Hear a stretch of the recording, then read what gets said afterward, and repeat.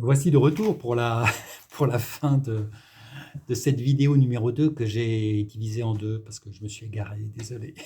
Voilà. Donc voilà, dans mon itinéraire, c'est intéressant de savoir que j'ai été élevé dans un milieu chrétien, une mère un peu catholique, un père moins pratiquant, chrétien comme ça, mais bon, à la base, c'est pas sa soupe, on va dire. Et donc, il était empreint plutôt d'humanité et de bon sens. Et c'est bien, j'avais donc une double influence. Donc je suis en lien aussi avec le bouddhisme, parce que depuis 25 ans, avec les émissions religieuses de France 2, eh bien, il y avait 15 minutes hebdomadaires de sagesse bouddhiste. Et aussi, de temps en temps, je regardais l'émission qui suit, après Sagesse bouddhiste, c'est sur l'islam. Et puis aussi l'émission qui suit l'islam, qui est à l'origine, qui concerne le judaïsme. Donc tout ça, c'est très intéressant pour moi.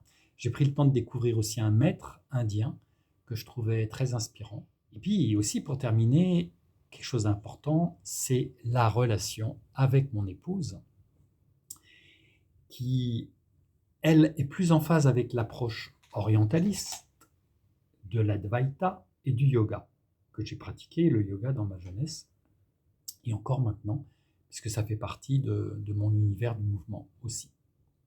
Donc l'Advaita, c'est la forme la plus répandue de la philosophie indienne, hein, c'est une des doctrines majeures de cette philosophie et dont l'origine peut se trouver dans l'affirmation suivante, écoutez bien, la vérité est une, bien que les sages la voient sous de multiples formes. Voilà, à méditer. Et donc, ce chemin partagé avec mon épouse et compagne de vie est forcément d'une grande richesse. Pourquoi? Parce que certains me diraient, ouais, mais c'est difficile, t'es chrétien, elle est plutôt hindouiste. Ou...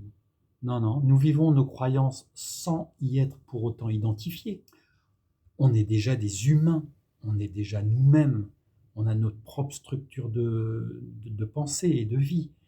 Et ces croyances viennent nous sous-tendre, et c'est surtout la relation qui s'établit entre elles qui nous donne à voir et à sentir tout un paysage et toutes les valeurs propres à chacune de ces traditions. Donc il y a une grande richesse. Et plutôt que de voir les grandes différences qu'il peut y avoir entre ces deux approches, nous découvrons la richesse du point de vue, euh, ou alors le vécu de tels principes nous met différemment selon les traditions, mais qui expriment la même essence morale ou la même pratique. Et nous vivons tout cela au travers d'un respect, de l'amour qui nous unit. Voilà, très simplement. Alors voilà, mes amis, je me ressens comme un disciple du Christ, c'est vrai, mais à large spectre, je vais dire.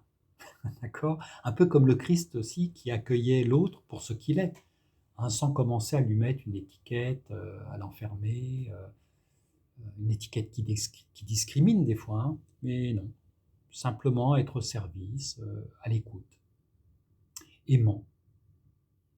Et finalement, grandir en sagesse et dans la foi au vivant, au ressuscité, si on veut, au solidaire, à l'amour qui construit ensemble, qui construit l'ensemble même.